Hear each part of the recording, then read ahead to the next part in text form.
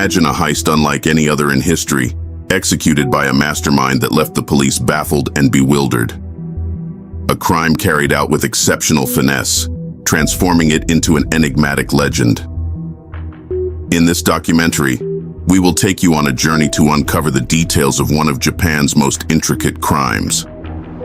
How was it planned? And how did the perpetrator vanish without a trace? Prepare for thrilling twists and turns, and a mystery that remains unsolved to this day. Witness how this heist became one of the greatest enigmas in the history of crime. Our story today takes us back to Japan in 1968, a time of radical change across the country. Japan was experiencing a remarkable economic boom, racing against time to become a major economic power. The world was in the midst of a technological revolution, and Japan was not only participating in this transformation, but was at the forefront of global leadership in technology and innovation. This rapid economic transformation had a profound impact on the banking sector. As businesses grew and the economy flourished, bank accounts swelled to unprecedented levels. Major cities like Tokyo and Osaka were bustling with commercial activity, and banks became financial centers brimming with wealth. These conditions turned banks into tempting targets for a growing number of thieves who saw their vaults as an opportunity for quick riches. Against this backdrop, Japan witnessed a wave of bank robberies. Each heist had its own unique character, but one stood out exceptionally, not only for the amount of money stolen, but also for the intelligence and planning of its perpetrators. This robbery was the largest and most daring in the country's history, causing a major stir among the public and in security circles.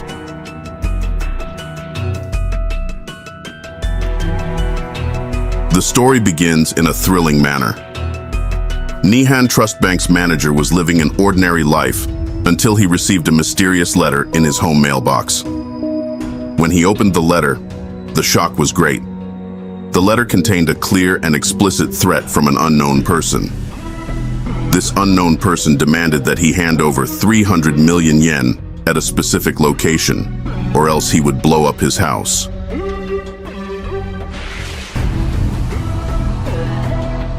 The manager was terrified and extremely frightened after reading the letter. Matters did not stop there. The next day, upon arriving at his office, the manager was surprised to find another threatening letter waiting for him on his desk. This time, he did not hesitate and immediately reported it to the police.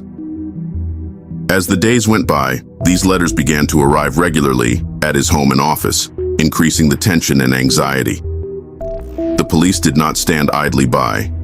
They imposed tight security on the bank and the manager's house, as they feared that this unknown person was serious about his threats. The threat was not something to be taken lightly, as the safety of the manager and his family, as well as the security of the bank, was at stake. The manager decided to be frank with his employees, so he held an emergency meeting and told them in detail about the ongoing threats. He asked them to be very vigilant and to take all necessary precautions, as the danger could strike them at any moment. The atmosphere was tense, and everyone at the bank was on high alert to face any emergency.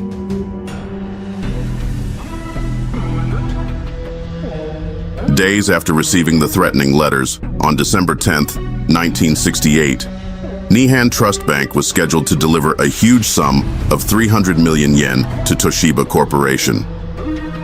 As you know, Toshiba was a large and well-known company, and it needed this amount to distribute bonuses to a large number of its employees for the end of the year.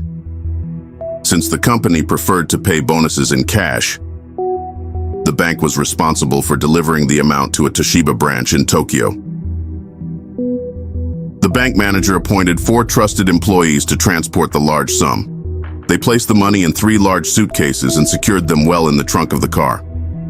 The trip was short, only a few kilometers separated them from their destination. However, on the way, they were intercepted by a motorcycle policeman. He approached them and told them some frightening news. Their manager's house had been heavily bombed, and there were injuries and deaths.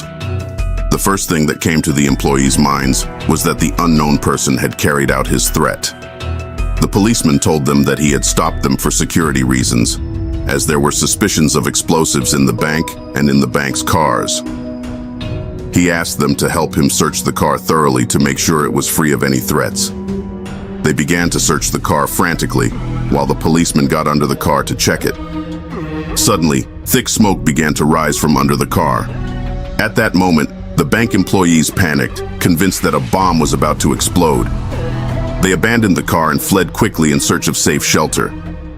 After a few minutes, one of the employees peeked from behind a wall to take a look, only to find a shocking surprise. The car and the policeman had completely disappeared.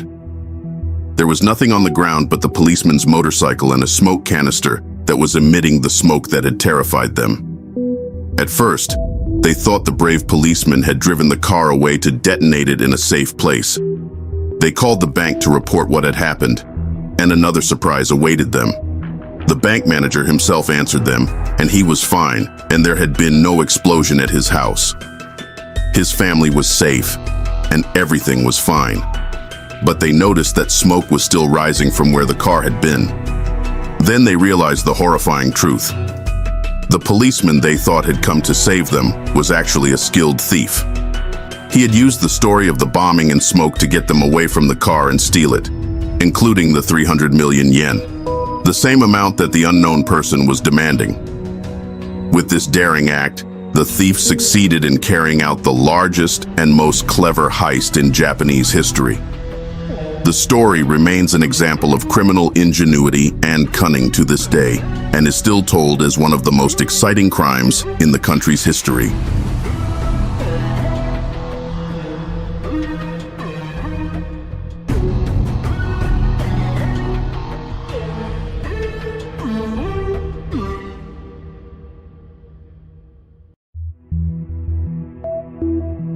The employees notified the police, and numerous officers arrived at the scene and observed several pieces of evidence, including the motorcycle the thief had left behind, which was not actually a real police motorcycle. The thief had modified it to look like a genuine police motorcycle. The bank employees told the police that the thief was wearing a real police uniform. In short, the thief had planned and executed the operation with precision. The investigators were at a loss. They tried extensively to find something distinctive at the scene or a description from the employees who had witnessed the thief, but there was no useful information. Naturally, the police could not take the matter lightly, as the amount stolen was significant. Therefore, they deployed over 10,000 officers throughout the city, set up checkpoints on every major street in Tokyo, and distributed descriptions of the car. It didn't take long for them to find the car in a cemetery not far from the scene of the theft.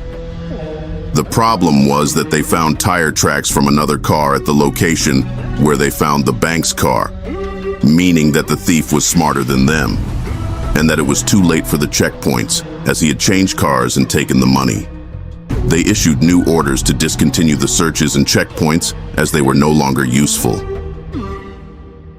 During this time, the subject of the theft was on the front page of every newspaper in the country, and people were amazed.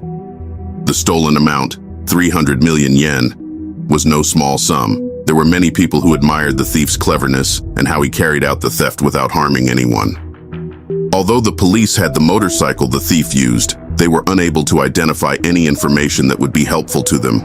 They tried every way possible to figure out how the thief had modified the motorcycle, or where he had gotten the parts that made it look so much like a police motorcycle, where he had painted the motorcycle, or where he had gotten the traffic signal and the clothes he was wearing.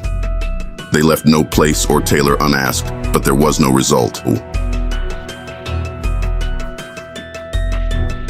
Now, let me tell you the part that will shock you in this whole story.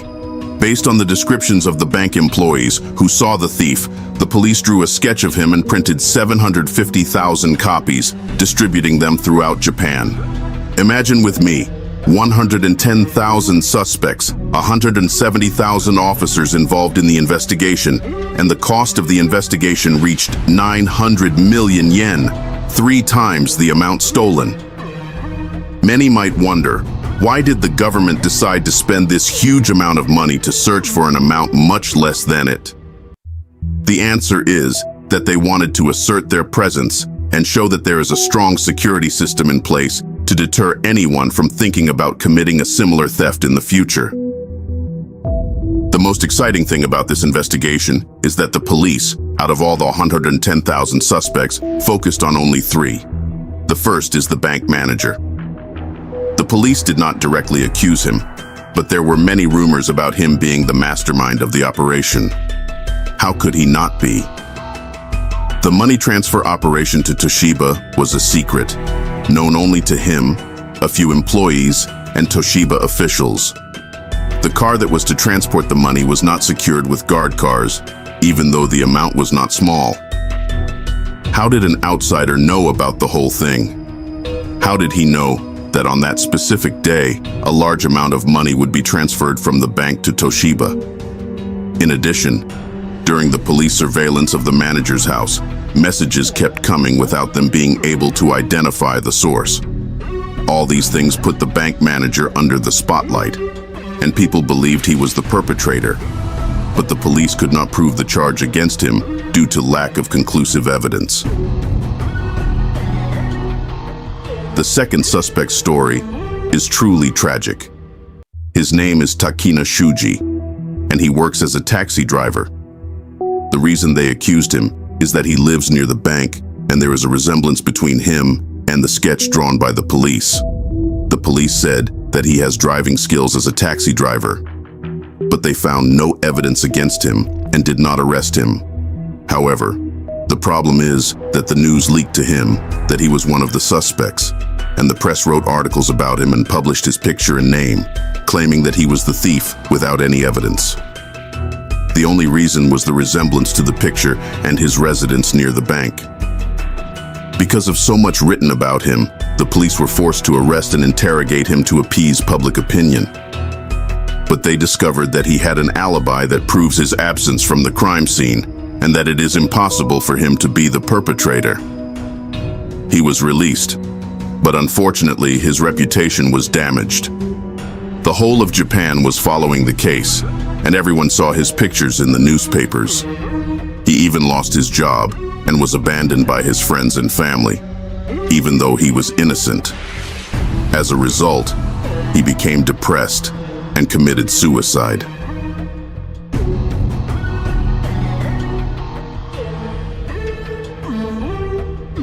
The third suspect was the strongest of all the suspects. He was a 19-year-old named Sato Ishiro. He was a member of a local gang, and his father was a policeman. The young man had a history of car theft, and as you know, the thief did not steal more than one car during the operation. He was known for his love of motorcycles and had high driving skills, and his features closely resembled the sketch drawn by the police. He did not have an alibi to prove that he was not present at the scene of the crime, and more importantly, his father was a policeman and he had a motorcycle, which means it was easy for him to find out the details of the motorcycle and modify it to look like a police motorcycle. With all these details, the police did not have a strong argument to rule him out. But the problem is that hours before his arrest, they received news that he had drunk poison and died. The police said that he probably ended his life because he knew the police were suspicious of him and were about to arrest him. But the problem is that they found no money or evidence in his house to prove that he was the thief. There was a possibility that his father killed him to avoid the shame, or that the gang he belonged to decided to get rid of him because he might bring them trouble. Perhaps this is the closest possibility, because when they tracked down members of the gang, they found that they were buying new houses and cars, and they arrested one of them after a while and found a huge amount of money in his house, which may have been part of the stolen money. Although there was no conclusive evidence of this, it was the closest hypothesis the police could come up with. After 7 years, in December 1975, the police announced the end of the investigation without reaching any result. Interestingly, 20 years later, in 1988, in accordance with Japanese law, the statute of limitations for the crime expired, meaning the thief could no longer be prosecuted. He was informed that he was free from any charges and could reveal his identity if he chose to. However, he never confessed or came forward, and the case remains unsolved.